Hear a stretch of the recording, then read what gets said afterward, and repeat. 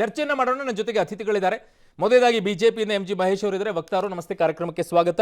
ಇನ್ನು ಜೆಡಿಎಸ್ ನಿಂದ ದೇವರಾಜ್ ಸರ್ ಇದ್ದಾರೆ, ಪ್ರಧಾನ ಕಾರ್ಯದರ್ಶಿಗಳು ಅವರ ಪಕ್ಷದಿಂದ. ನಮಸ್ತೆ, ಕಾರ್ಯಕ್ರಮಕ್ಕೆ ಸ್ವಾಗತ. ರಾಜಕೀಯ ವಿಶ್ಲೇಷಕರಾಗಿರುವಂತಹ ಶಂಕರ್ ಶೆಟ್ಟಿ ಸರ್ ಇದ್ದಾರೆ. ನಮಸ್ತೆ ಸರ್, ಕಾರ್ಯಕ್ರಮಕ್ಕೆ ಸ್ವಾಗತ. ಕಾಂಗ್ರೆಸ್ನಿಂದ ನಿಕೇತ್ ರಾಜ್ ಮೌರ್ಯ ಇದ್ದಾರೆ. ನಮಸ್ತೆ ಸರ್, ಕಾರ್ಯಕ್ರಮಕ್ಕೆ ಸ್ವಾಗತ. ಮೊದಲನೇದಾಗಿ ಮಹೇಶ್ ಅವರೇ, ಮುಂಚೆ ಇರುವ ರೀತಿಯಲ್ಲಿ ಫ್ರೀ ಹ್ಯಾಂಡ್ ಮೋದಿ ಅವರಿಗೆ ಇರೋದಿಲ್ಲ. ಚೌಕಾಸಿ ಮಾಡಬೇಕಾಗತ್ತೆ, ಜಿ ಹುಜೂರ್ ಅನ್ಬೇಕಾಗತ್ತೆ, ತಗ್ಗಿ ಬಗ್ಗಿ ನಡಿಬೇಕಾಗತ್ತೆ. ಇದು ಮೋದಿ ಅವರು ಗುಜರಾತಲ್ಲಿ ಇದ್ದಾಗೂ ಅನುಭವಿಸಲಿಲ್ಲ, 2 ಬಾರಿ ಪ್ರಧಾನಿ ಆದಾಗಲೂ ಅನುಭವಿಸಿಲ್ಲ. ಈ ಬಾರಿ ಅನುಭವಿಸಬೇಕಾಗತ್ತೆ. ಆ ಥರ ಏನಿಲ್ಲ ಅರುಣ್. ನೋಡಿ, ಒಂದು ಮಾತು ಹೇಳ್ತೀನಿ ಕೇಳಿ. ಭಾರತದ ಮತದಾರನು ಪ್ರಬುದ್ಧರಾಗಿದ್ದಾರೆ, ರಾಜಕೀಯ ಪಕ್ಷಗಳು ಕೂಡ ಪ್ರಬುದ್ಧರಾಗಿದ್ದಾರೆ, ಸನ್ನಿವೇಶಗಳು ಬದಲಾಗಿದೆ. ಓಕೆ, ನೋಡಿ, 84ನೇ ಇಸ್ವಿ ಆದ ನಂತರ ಈ ಥರ ಪೂರ್ಣ ಬಹುಮತವನ್ನು ಪಡೆದಿರ್ತಕ್ಕಂಥದ್ದು ಮೋದಿಯವರು ಮಾತ್ರ. 156 ಸೀಟ್ ತೆಗೆದುಕೊಂಡಂಥ UPA ಮೊದಲನೇ ಅವಧಿ, ಆಮೇಲೆ 192 ಸೀಟ್ ತೆಗೆದುಕೊಂಡು 10 ವರ್ಷ ಆಡಳಿತವನ್ನು ಮಾಡಿದ್ದಾರೆ. ಇಲ್ಲಿ BJPಗೆ ಲೋಕಸಭೆ ಒಳಗಡೆನೂ ಬಹುಮತ ಇದೆ, ರಾಜ್ಯಸಭೆ ಒಳಗಡೆನೂ ಬಹುಮತ ಇದೆ. 20 ರಾಜ್ಯಗಳಲ್ಲಿ ನಾವು ಅಧಿಕಾರದಲ್ಲಿದ್ದೀವಿ. ಯಾವ ಬದಲಾವಣೆಗಳು, ಯಾವ ಏನು ಪರಿವರ್ತನೆಗಳು ಯಾವುದಕ್ಕೂ ಕೂಡ ಯಾವುದೂ ಅಡ್ಡ ಆಗಲಿಕ್ಕೆ ಆಗೋದಿಲ್ಲ. ಯಾಕಂದರೆ it is A proven leadership. Modi ಅಂತಕ್ಕಂಥ ಒಬ್ಬ ವ್ಯಕ್ತಿ ಕಳೆದ 10 ವರ್ಷಗಳಲ್ಲಿ ಭ್ರಷ್ಟಾಚಾರ ರಹಿತವಾದಂಥದ್ದು, ತನ್ನನ್ನೇ ಸಂಪೂರ್ಣ ಅರ್ಪಣೆ ಮಾಡಿಕೊಂಡು ದೇಶದ ವಿಕಾಸವನ್ನು ತೆಗೆದುಕೊಂಡು ಹೋದಂಥದ್ದು, ಜಾಗತಿಕವಾಗಿ ಭಾರತಕ್ಕೆ ಒಂದು ಅತ್ಯಂತ ಮನ್ನಣೆ ಸಿಕ್ಕೋ ರೀತಿ ಒಳಗಡೆ. ಹಾಗಿದ್ರು -62 ಯಾಕಾಯ್ತು? ಅಲ್ಲ, ಹೇಳ್ತೀನಿ, ಅದನ್ನು ಡೀಟೇಲ್ ಆಗಿ ಬರ್ತೀನಿ ನಾನು. ನಿಮ್ಮ ಹತ್ರ ಡೀಟೇಲ್ ಆಗಿ ಬರ್ತೀನಿ. ನೀವು ಹೇಳ್ತಾ ಇರುವಂತದ್ದು ಆ ರೀತಿಯಾಗಿ ವಿರೋಧಗಳು ಆಗೋದಿಲ್ಲ. ಬರ್ತೀನಿ ಸರ್, ಡೀಟೇಲ್ ಆಗೇ ಬರ್ತೀನಿ. ಆ ರೀತಿ ಪರಿಸ್ಥಿತಿ ಇದೆಯಾ ಮೋದಿ ಅವರಿಗೆ? ನನಗೇನು, ಯಾಕಂದರೆ BJPಗೆ ಅದರಲ್ಲೂ ವಿಶೇಷವಾಗಿ ಈಗಿರ್ತಕ್ಕಂಥ NDAಗೆ ಮೈತ್ರಿಕೂಟದಲ್ಲಿ ಸರ್ಕಾರವನ್ನು ನಡೆಸ್ತಕ್ಕಂಥದ್ದು ಹೊಸದೇನಲ್ಲ. ಅವರಿಗೆ ಅನುಭವ ಇದ್ದೇ, ಮೋದಿಯವರಿಗೆ ಹೊಸ್ತಿರ್ಬೋದು ಅಷ್ಟೇ, ಬಟ್ BJPಗೆ ಅದು ಹೊಸದಲ್ಲ ಅದು. ಸೊ ಹಾಗಾಗಿ ಆ ಅನುಭವ ಇದೆ, ಎಲ್ಲರನ್ನೂ ಸಹ ಒಗ್ಗೂಡಿಸ್ಕೊಂಡು ಹೋಗ್ತಕ್ಕಂಥ. ಯಾಕಂದರೆ NDA ಅಂತಕ್ಕಂಥದ್ದು ಚುನಾವಣೆ ನಂತರ ಆದಂಥದ್ದಲ್ಲ, ಚುನಾವಣೆ ಪೂರ್ವದಲ್ಲೇ ಆದಂಥದ್ದು. ಹಿಂದಿನ ಸರ್ಕಾರದಲ್ಲೂ ಸಹ ಅಂಗಪಕ್ಷಗಳಿದ್ವು, ಒಕ್ಕೂಟದಲ್ಲಿ ಇದ್ವು ಅವತ್ತೊಂದು ದಿವಸ, ಅವರನ್ನು ಸಹ ನಡೆಸ್ಕೊಂಡು ಹೋಗಿದ್ದಾರೆ. ಸೊ ಈಗ ಸ್ವಲ್ಪ ಇವರು ಹೇಳಿದ ಶ್ರೀಯುತ ಮಹೇಶ್ ಅವರು ಹೇಳಿದಾಗೆ ಸನ್ನಿವೇಶಗಳು ಸ್ವಲ್ಪ ಬದಲಾಗಿದೆ. ಬದಲಾದ ಸನ್ನಿವೇಶ ಅಷ್ಟು ಸುಲಭ ಇಲ್ಲ ಅಂತ. ಹೌದು, ಯಾವಾಗ ಬೇಕಾದ್ರೂ ಕೂಡ ಆಚೆ ಹೋಗುವಂತ ಪರಿಸ್ಥಿತಿಗಳಿರುತ್ತೆ. ಅದೇನು ಟೇಕನ್ ಫಾರ್ ಗ್ರಾಂಟೆಡ್ ಅಲ್ಲ.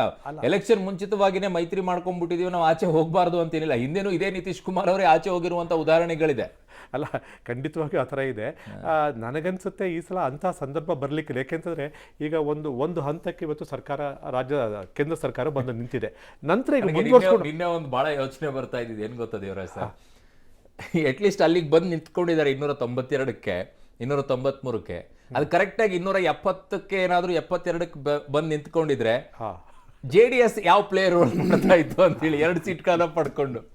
ನಿಮ್ದು ಯಾವ ಪ್ಲೇಯರ್ ರೋಲ್ ಇರ್ತಿತ್ತು? ಚಂದ್ರಬಾಬು ನಾಯ್ಡು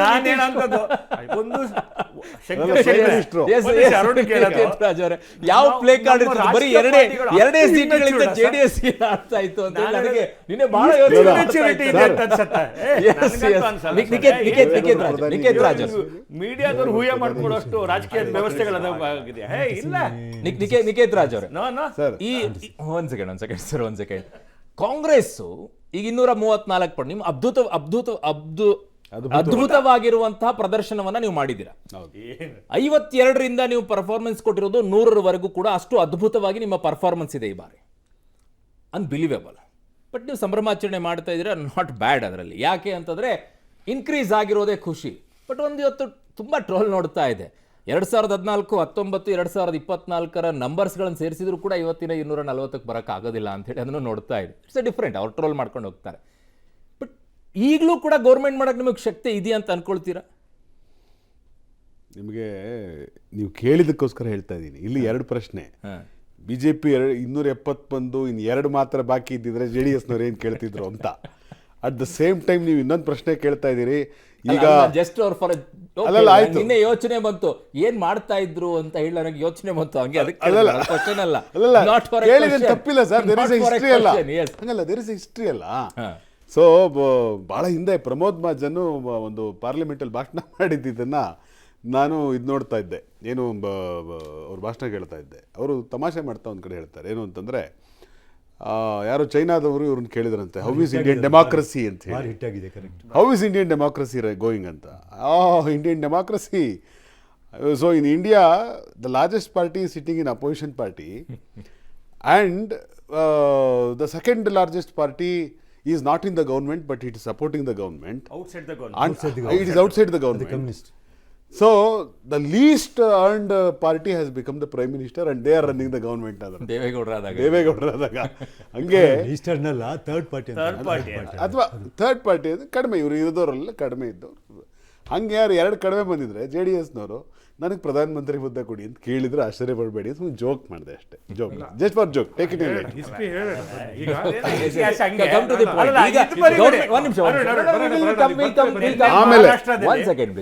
ಆಮೇಲೆ ದೇವರಾಜ್ ಸರ್ ಗುರು ಸಮಾನರವ್ರು ಮಾತಾಡ್ಬೇಕಾದ್ರೆ ಒಂದು ಮಾತು, ನಾನು ಹೇಳಿದೆ ಈಗ ಗೌರ್ಮೆಂಟ್ ಮಾಡೋಕ್ಕೂ ಕೂಡ ನಿಮ್ಗೆ ಶಕ್ತಿ ಇದೆಯಾ ಅನ್ಕೊಳ್ಳಿ. ಖಂಡಿತ ಶಕ್ತಿ ಇದೆ ಸರ್. ನಿಮ್ಗೆ ಅಷ್ಟೊಂದು ವಿಶ್ವಾಸ ಇದೆ? 230 ಸೀಟ್ ನಮ್ಮ ಜೊತೆಗಿದೆ ಮತ್ತು ನಮಗೆ ತುಂಬಾ ವಿಶ್ವಾಸ ಅಂತೂ ಖಂಡಿತವಾಗಿಯೂ ನಮ್ಮ ಇವ್ರ ಬಗ್ಗೆ, ನಿತೀಶ್ ಕುಮಾರ್ ಅವ್ರ ಬಗ್ಗೆ ಖಂಡಿತ ಇದೆ.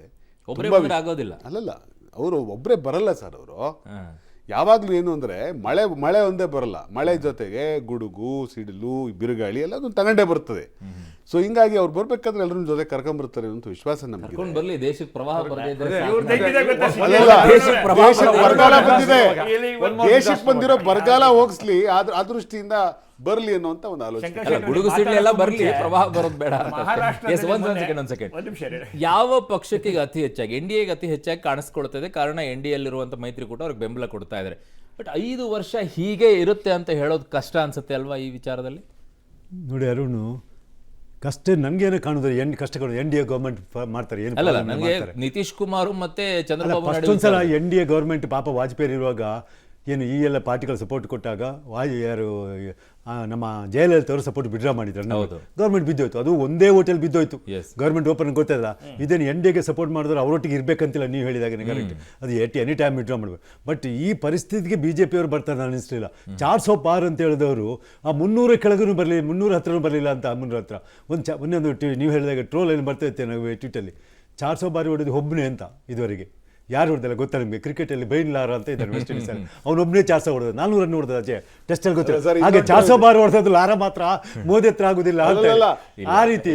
ಬಟ್ ಈಗ ಇನ್ನು ಗೌರ್ಮೆಂಟ್ ಸ್ಟೆಬಿಲಿಟಿ ಬಗ್ಗೆ ಉಂಟಲ್ಲ, ಅವ್ರು ಕಂಟಿನ್ಯೂ ಮಾಡ್ತಾರೆ ಕಮಿಟಿ ಸಬ್ಜೆಕ್ಟ್ ಆ 400. ಹಾಗಾಗಿ ಗೌರ್ಮೆಂಟ್ ಇವರು ಏನೇ ಹೇಳಿ ಕಾಂಗ್ರೆಸ್ ಅಂತ ಗೌರ್ಮೆಂಟ್ ಮಾಡ್ಲಿಕ್ಕೆ ಆಗುದಿಲ್ಲ. ಪ್ಯೂರ್ಲಿ ಅರ್ಥಮೆಟಿಕ್, ನಾವು ಪ್ಯೂರ್ಲಿ ಅರ್ಥ. ಈಗ ಕೆಮಿಸ್ಟ್ರಿ ಇಲ್ಲ, ವೋಟಿಂಗ್ ಹೋಗೋಕೆ ಕೆಮಿಸ್ಟ್ರಿ ಇರ್ತಾರೆ, ವೋಟರ್ಸ್ ಮೇಲೆ ಡಿಪೆಂಡ್. ಈಗ ಪ್ಯೂರ್ಲಿ ಅರ್ಥಮೆಟಿಕ್ ನೋಡಿ. 293 ಇರೋರಲ್ಲಿ ಸಪೋಸ್ ಇವರಿಬ್ಬರು 28 ಉಂಟು ನಿತೀಶ್ಗೆ ಡಾಮಿನೇಟಿಂಗ್ ಪ್ಲೇಯರ್ಸ್ ಇದು ಅಲಯನ್ಸ್ ಅಲ್ಲಿ. ಯಾರು? ತೆಲುಗು ದೇಶಂನವರು ಮತ್ತೆ ನಿತೀಶ್ ಕುಮಾರ್.